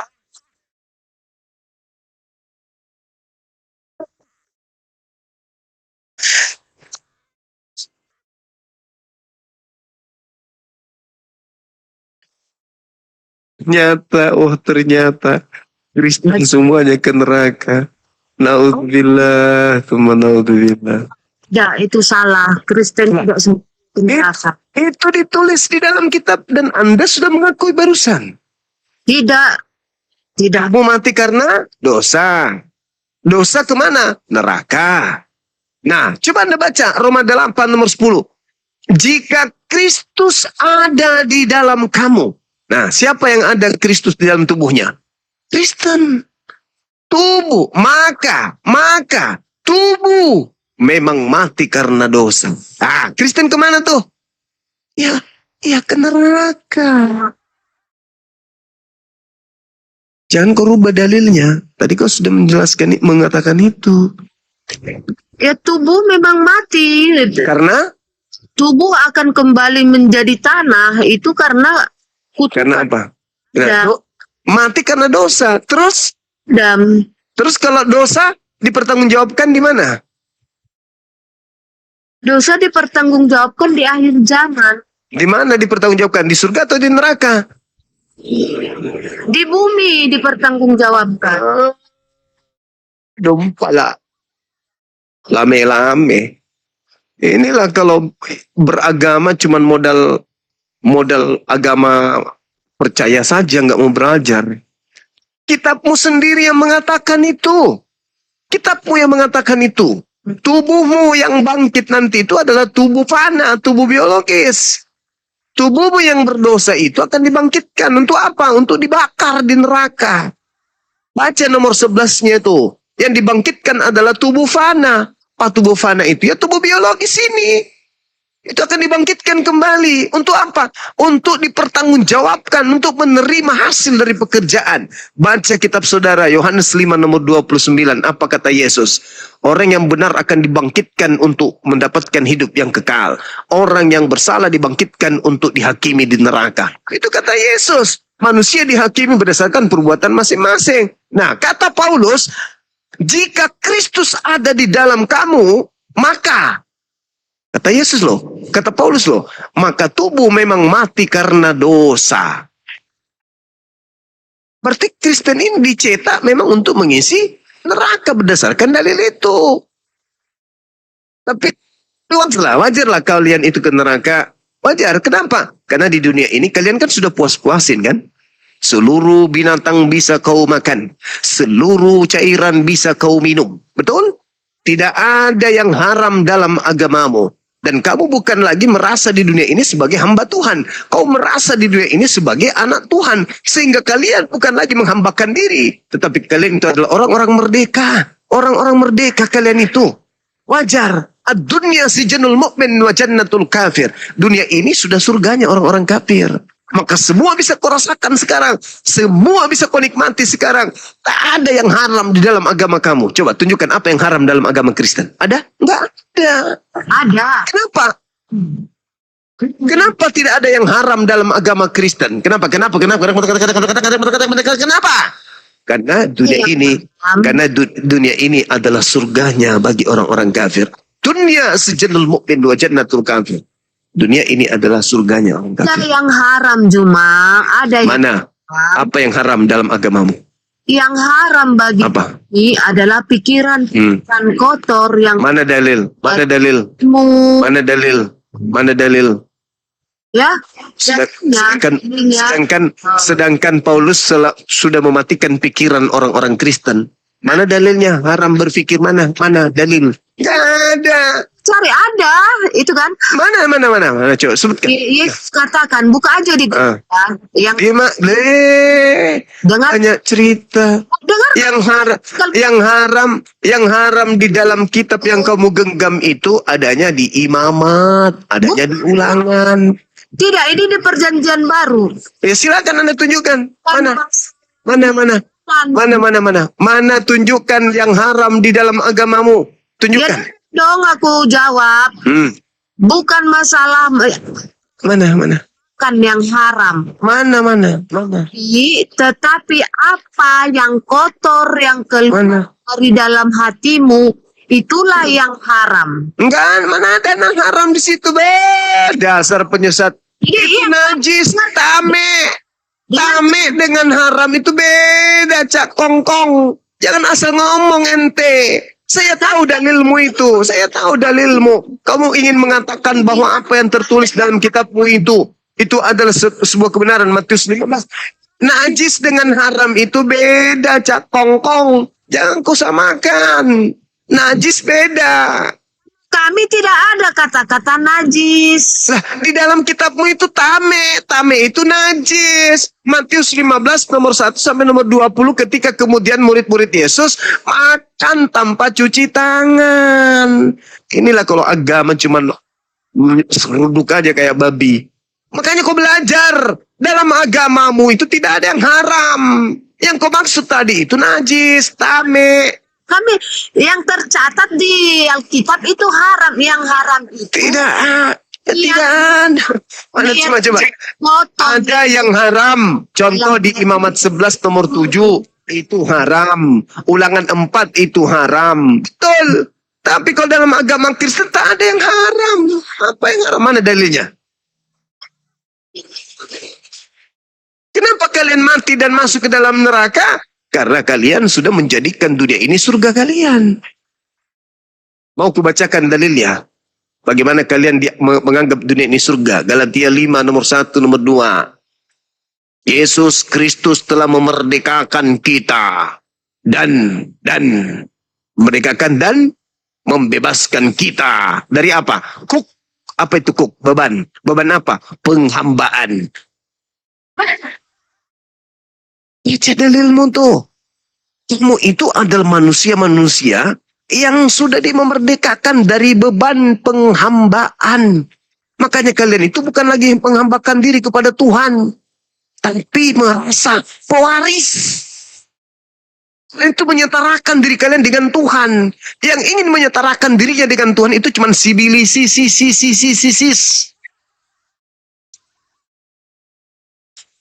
Itu. Makanya Al-Quran mengatakan bahwa surgamu itu di dunia ini. Kamu hanya merasakan nikmatnya hidup itu di dunia. Nanti di kehidupan berikutnya neraka kekal tempatmu. Enyahlah daripadaku. Aku tidak mengenal kalian. Kalian semua adalah pembuat kejahatan. Sudah jelas-jelas Yesus mengatakan hidup kekal itu adalah mereka mengenal Yesus yang engkau utus. Malah dikenalnya sebagai Tuhan. Kan koplak. Hidup kekal. Mengenal Yesus sebagai apa? Resmi. Mengenal Yesus sebagai apa untuk memperoleh hidup yang kekal? Aku kan lidahnya gak bisa ngomong. Karena selama ini kalian itu tidak mengenal Yesus. Kalian hanya mengenal makhluk yang datang kepada Paulus yang memakai nama Yesus. Oke, mengenal Yesus yang engkau utus. Ya kan? Yang utus. Gitu. Terus Tanya dulu, kenapa? siapa yang diutus itu? Nah, terus kenapa kau Tuhan kan? Kalau dia hanya utusan. Siapa yang diutus itu? Iya, siapapun itu. Mau dia Buntiti ke. Oke, siapa yang diutus itu? Coba Ya manusia lah pasti. Manusia yang diutus. 11. Begitu, bukan begitu. Mengenal Yesus yang engkau utus. Sekarang pertanyaannya, Yesus ini mau dikenal sebagai utusan atau mau dikenal sebagai Tuhan? Bukan. Yang engkau. Oh, itu pertanyaannya siapa yang diutus Allah Yang itu? diutus ini ya utusan. Ya, utusan dengan diutus itu Hmm. namanya itu Apa? hanya penggunaan Pandai-pandaian. Kamu ingin memperkaos ucapan Yesus. Kenapa? Kamu ingin melantik makhluk Kristus yang datang kepada Paulus. Kamu ingin meninggikan derajat makhluk yang datang kepada Paulus itu dengan menjual nama Yesus. Sudah selesai. Yesus yang mengatakan hidup kekal itu adalah mereka mengenal Yesus yang engkau utus. Dikenal sebagai apa? Utusan. Tapi kamu ingin enggak. Utusan yang dimaksud itu adalah karena kenapa demikian? Kamu ingin meninggikan derajat makhluk Kristus yang datang kepada Paulus dengan memakai nama Yesus. Utusan itu siapa? Utusan itu manusia. Manusia itu siapa namanya? Yesus. Ya, Yesus itu siapa? Manusia. Yesus itu siapa? Manusia utusan. Kita buka dulu di Matius 1 ayat 26. Ya. Apa? Maria akan melahirkan namanya Yesus, Melahirkan. menyelamatkan umatnya. Dia menyelamatkan umatnya dengan cara umatnya mengakuinya sebagai utusan Tuhan atau sebagai Tuhan. Umatnya. Menyelamatkan umatnya Bani Israel dengan menerima Yesus sebagai Tuhan atau sebagai utusan Tuhan. Sederhana kok itu. Kan? Bani Israel umatnya Yesus. Bani Israel umatnya Yesus akan memperoleh keselamatan apabila Yesus mereka kenal sebagai utusan Tuhan atau sebagai Tuhan.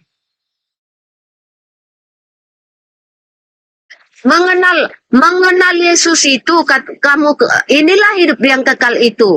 Mengenal Allah satu-satunya yang benar. Berarti Allah itu satu-satunya yang benar. Allah Israel itu satu-satunya yang benar. Dan mengenal Yesus Kristus yang engkau utus. Nah, Mengenal itu berarti kita harus mengenal keseluruhan. Mulai dari malaikat Gabriel menjumpai Yusuf dan Maria sampai kepada Ya, dia dikenal sebagai apa? Dia dikenal sebagai apa? gitu Kenal loh. sebagai apa? Malaikat Gabriel mengatakan kepada Maria dan Yusuf, Maria akan melahirkan anak laki-laki namanya Yesus. Ya udah, kita kenal itu, oke. Kan umatnya. Iya betul. Dengan cara apa umatnya dengan cara apa diselamatkan umatnya? Dengan mengenal Yesus sebagai utusan Tuhan atau sebagai Tuhan? Kalau menyelamatkan umat manusia itu pastinya hanya Tuhan yang mampu. Oh, berarti Anda tidak mengenal Yesus. Berarti Anda tidak mengenalnya.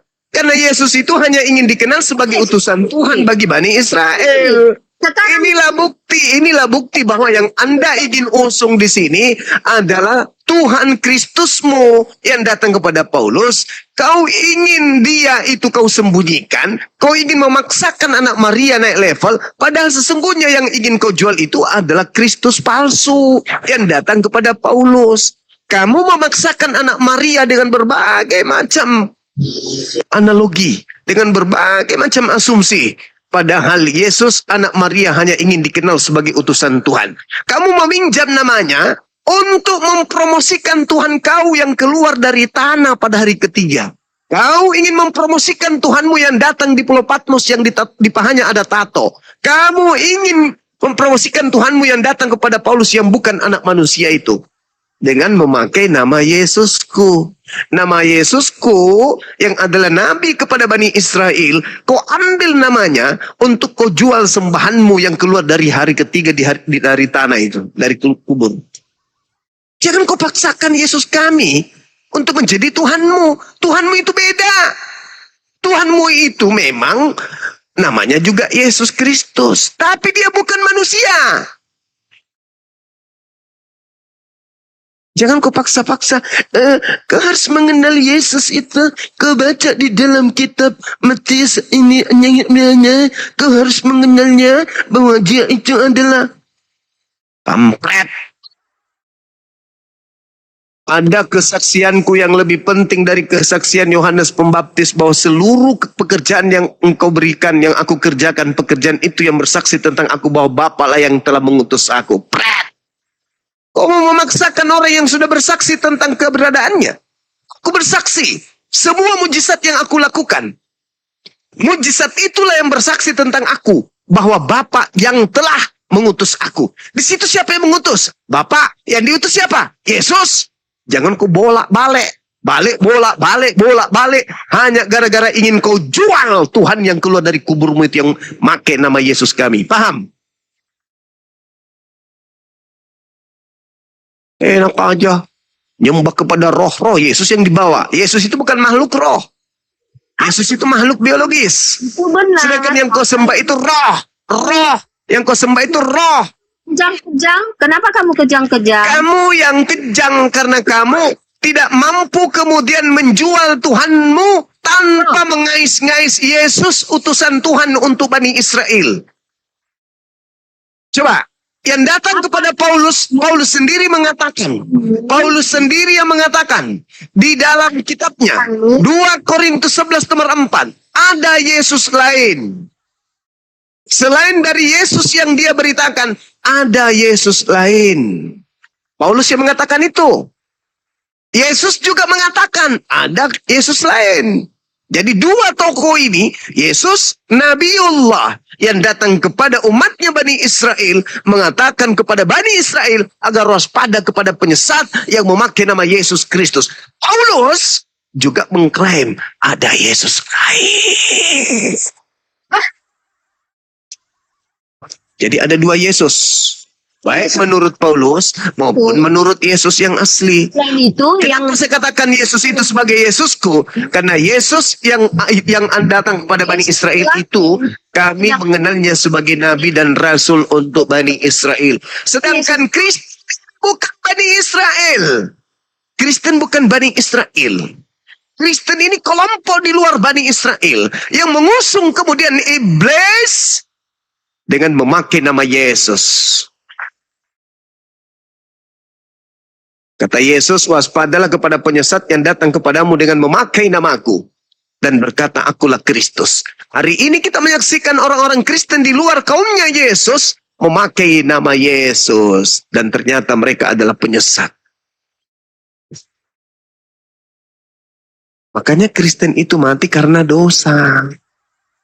Makanya Kristen diusir oleh Yesus. Yesus yang mendatangi Paulus itu palsu. Buktinya apa? Bukti nih, bukti. Kata Yesus ketika ditanya oleh muridnya, apa tanda kedatanganmu? Kata Yesus, tanda kedatanganku anak manusia. Yang datang kepada Paulus bukan anak manusia. Galatia 1 nomor 1. Aku menerima Injil. Tapi bukan dari manusia. Tapi dari Yesus Kristus. Kejawab. Sejak kapan? Sejak kapan Yesus berubah? Jadi Boleh bukan manusia. Silakan. Boleh jawab. Boleh jawab. Silakan Anda berbohong. Lanjut. Oke. Jadi sewaktu Tuhan Yesus menjumpai Paulus, ya, itu bukan kedatangan Yesus yang kedua kali. Lalu kedatangan keberapa? Di situ Yesus berbicara kepada Paulus itu Bohong. Anda baca 1 Korintus 9 nomor 1. Anda baca. bentar. Anda baca 1 Korintus 9 nomor 1. Apa kata Paulus? Aku melihat Yesus. Kita bukan Bukankah aku rasul? Bukankah aku ini bebas? Bukankah aku telah melihat Yesus, Tuhan Kristen? Paulus mengaku melihat Yesus. Kata siapa dia tidak melihat Yesus? Dia melihat. Tapi bukan manusia. Lalu kalau bukan manusia apa? Kata Yesus, waspadalah kepada penyesat yang datang kepadamu memakai namaku. Berarti ada penyesat yang memakai namanya.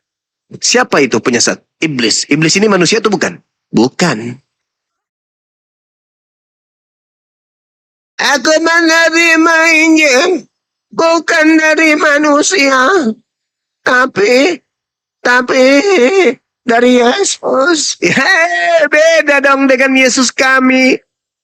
Yesus kami manusia, anak seorang perawan suci, datang membawa hikmat kenabian dan hikmat Injil kepada kaumnya Bani Israel saja. Sedangkan yang datang kepada Paulus itu, ya memang juga ngaku Yesus sih. Nanti ini Yesus loh. Nah, tengok nih, ini ada tato di pahaku. Padahal orang-orang pada saat itu, orang Yahudi, bukan menulis di paha, menulis di papan, inri. Raja orang Yahudi, ini di paha, beda dong. Ayo, kalau udah ketahuan ternyata pengikut setan, ya jangan sombong lah. Semakin Anda bertahan, semakin nyata, semakin nampak, semakin ketahuan siapa kalian ini. Mumpung masih ada kesempatan sebelum mati dalam dosa. boleh saya jawab? Apa yang kamu jawab? Oke. Kita buka dulu Kisah Para Rasul 9. Dua. Jumpai Paulus itu. Siapa yang menjumpai Paulus itu? Siapa yang dijumpai? Makanya dengar. Nah, Siapa? baca Kata ya. Yesus penyesat. Ya makanya dengar dong aku baca. Ya silakan. Jawab. Silakan. Ya. Di sini kita baca mulai dari ayat 4 ya. Ia rebah ke tanah dan kedengaran olehnya suatu suara yang berkata kepadanya, Saulus, Saulus, mengapakah engkau menganiaya aku? Nah, jadi di sini kan mengapa engkau menganiaya aku? Kata Tuhan Yesus kepada si Paulus. Dari mana Anda tahu kalau itu Yesus? Loh, makanya kita baca mulai dari Ya dari mana? Dari mana Anda tahu kalau itu Yesus? Dari mana? Nih, kita baca lanjut. Dari mana kalau itu Yesus? Ini jawabannya ada di bawah. Ya, dari mana Anda tahu kalau itu Yesus? Karena di sini aku Yesus yang engkau. Nah, sekarang menurut Yesus, penyesat itu datang memakai nama siapa? Makanya dengar, aku Ya, enggak. Yesusnya mengatakan kepada muridnya, iblis itu datang memakai nama siapa?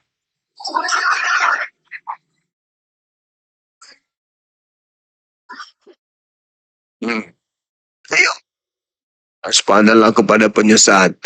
Jadi apabila ada orang berkata ada Kristus di padang gurun, jangan kau percaya. Ayo. Makhluk yang datang kepada Paulus ini mengaku apa? teliti kalau membaca di sini ada Hei, gurun. hei, Ada ditulis padang gurun. Damsik. Perjalanannya ke Damsik. Ya, perjalanan ke Damsik itu padang gurun. Coba tunjukkan, buka dulu peta Damsik sekarang. Padang gurun nggak ada. Sekarang 2000 tahun yang lalu. Baca yang benar. Saya coba di dalam kitab Raja-Raja itu jelas sekali dikatakan Damsik itu tadinya adalah padang gurun. Oke, bentar dulu Bang Juma. Bentar dulu aku jelasin ya. Kasih waktu dong menjelaskan. Nah, Yesus yang asli mengatakan Yesus palsu itu ada di padang gurun. Berarti Yesus palsunya yang ada di padang gurun, ada di bilik, ada di goa. Nah, sekarang Paulus mengaku bertemu dengan Yesus di mana? Ya maka bentar dong. Jadi di sini yang di Damsik bukan Yesus tetapi Saulus. Kalau Yesus Yang datang kepadanya itu loh, yang datang kepadanya. Paulus bersaksi bertemu dengan Kristus di mana? Pertanyaannya dari mana Paulus tahu kalau itu Yesus? Oh, dia mengaku Kristus. Kan Yesusnya berkata, waspadalah kepada penyesat yang datang kepadamu, memakai namaku. Mereka akan menyesatkan banyak orang. Jangan kamu percaya. Begitu. Oke. Itu nasihat Yesus kepada orang Yahudi kan? Itu nasihat Yesus. Berada di padang gurun, bukan Saulus, bukan manusianya yang di padang gurun. Yesus itu yang di padang gurun, di bilik, di goa. Sementara di sini Yesus itu berkata berupa cahaya dari langit. Berarti bukan Yesus palsu.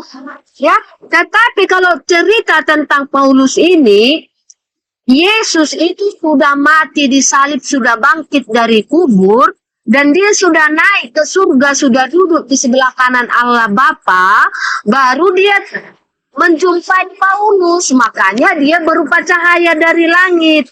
Karena udah, mulutmu bau. Mulutmu bau, terlalu banyak kebohongan yang keluar dari mulutmu. Sekarang menurut Yesus yang datang setelah dia pergi, setelah dia terangkat ke langit siapa? apa? Menurut Yesus dalam Yohanes 16, dia harus pergi sebab kalau dia tidak pergi, penolong lain itu tidak datang. Itu siapa yang datang setelah Yesus? Iya. Apa? Penolong lain itulah yang turun ke Paulus. Nah, siapa itu penolong lain? Kudus, itu kudus. Roh Kudus atau Yesus? Roh kebenaran di Yang datang itu Roh Kudus atau Yesus? setelah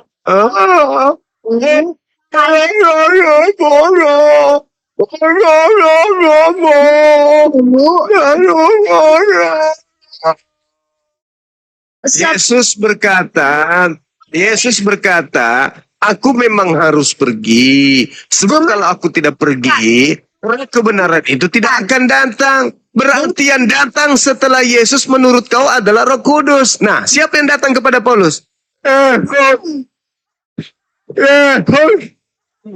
Lalu katanya yang datang Roh Kudus. Kok yang datang Yesus? Pembohong, penipu, penyesat. Kata Yesus, yang datang setelah aku itu adalah roh kebenaran. Begitu lain, kan aku. Oke, begini. Ternyata yang datang kepada Paulus ngaku Yesus. Oplak. Jawab. Bunda Mila, Assalamualaikum warahmatullahi wabarakatuh. Begini Dimas, begitu banyak Islam. Udahlah, udah. Sunat kamu buang. Ya, Mulutmu bau, terlalu banyak kebohongan. ya. Terlalu banyak kebohongan yang keluar dari mulutmu. Iblis tua, ular naga tua. Terlalu banyak kebohongan dan kebodohan yang kau pelihara itu terlalu kental di otak kau itu. Menurut Yesus, saya ulang lagi. Menurut Yesus, yang datang setelah dia Menyesat lain penolong lain, soto Yesus. umat. Dasar pemakan babi, otak nggak berfungsi. Kau tertawa dalam kesesatanmu, itu hakmu. Tapi cobalah sedikit kau waras berdiskusi, itu waras. Pakai otakmu. Coba kau pakai otak. Menurut Yesus, yang datang setelah dia terangkat ke langit, penolong lain atau Yesus? Oke. Terus itu menjumpai Paulus. Pertanyaan saya, yang datang setelah Yesus terangkat menurut Yesus, Yang masuk. penolong lain atau Yesus?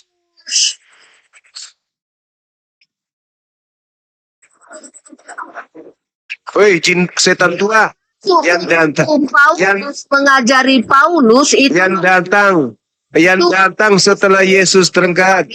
Yang datang setelah Yesus terangkat itu penolong lain atau Yesus? Menurut Yesus. Dua-duanya. Udah gila ini. Udah gila. Turunkan dia. Nah, teman-teman, jangan kita paksakan orang gila ini berbicara lagi di sini. Tendang sepak bokongnya ke neraka. Dia cocok di neraka. Dua-duanya katanya. Cobalah lihatlah tipunya itu. Makanya Al-Quran mengatakan wa ikhwanuhum yamuddunahum fil ghayyi tsumma yaghfirun. Orang kafir itu adalah pahlawannya setan. Setan itu memiliki pahlawan. Pahlawannya itu Burasmi. Ajaran setan akan tetap diajarkan oleh pahlawan-pahlawannya, penolong-penolongnya. Tujuannya mereka mengajak manusia kemudian untuk durhaka kepada pencipta langit dan bumi dengan melantik makhluk yang bukan Tuhan sebagai Tuhan. Dalilnya, aku memang harus pergi. Sebab kalau aku tidak pergi, maka penolong lain itu tidak akan datang. Berarti menurut Yesus, setelah dia terangkat ke langit, yang datang penolong lain. Tanya Rasmi, siapa yang datang menurut Yesus setelah dia terangkat ke langit?